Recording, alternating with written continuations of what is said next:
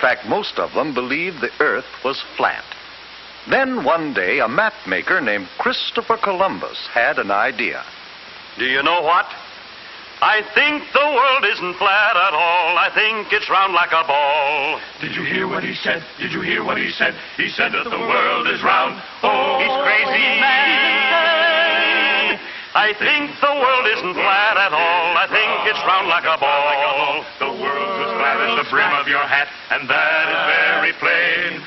I know that I'm right. Oh, I know that I'm right when I say that the world is round. Oh, I'm right. I'm right. My thinking is sound, and I'll prove the world's round. It won't take very long.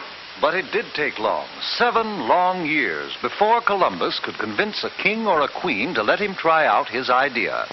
Then Queen Isabella of Spain agreed to supply the ships and men for his trip. I will discover a shortcut to India and bring back some of the great wealth I find there. And I can do it, for I know the world is round. And instead of going east to India, I shall sail west and reach India around the other way. It will be a shorter and cheaper way, for I'll do it all by sea. Queen Isabella provided Columbus with 3 ships, the Nina, the Pinta, and the Santa Maria. And on August 3rd, 1492, they set sail across the unknown Atlantic. High on the foaming tide, over the ocean, onward our ships will ride, onward, my sailors.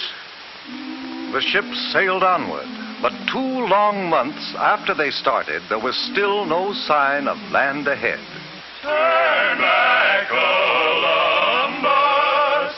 Turn back, Columbus. We'll not turn back until we find India. Onward, men!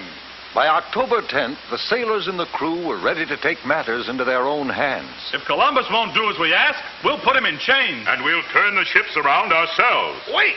Have you heard? One of our men has just seen a branch in the ocean. What of it? It had fresh berries on it. That means we're near land. Hooray! 2 days later, the ships reached land, and Columbus and his crew saw the people with reddish-brown skins who lived there. Oh, I think it is rather surprising that they should have reddish-brown skins. But now since we have landed in India, then these people must be Indians. We'll call this part of India San Salvador, and I take possession of it in the name of the King and Queen of Spain.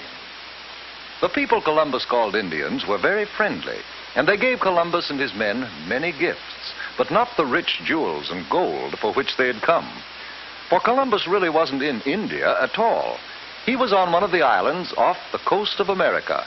But because of Columbus's mistake, the natives of America have been called Indians ever since. Columbus visited other islands near San Salvador, looking for the great wealth of India. And then he and some of his men returned to Spain. Hooray! Hooray for Admiral Christopher Columbus! Columbus had no trouble getting ships and men for his second voyage, but he still hadn't the slightest idea that he was headed for the vast continent of America, and that he would have had to cross it and sail over the Pacific Ocean before he could reach India by traveling west. The men of Europe were no longer afraid of the ocean. Columbus made 2 more voyages, and other explorers followed. But each year on October 12th, we celebrate Columbus Day, the anniversary of that day in 1492, when Columbus first sighted the land of the New World, America.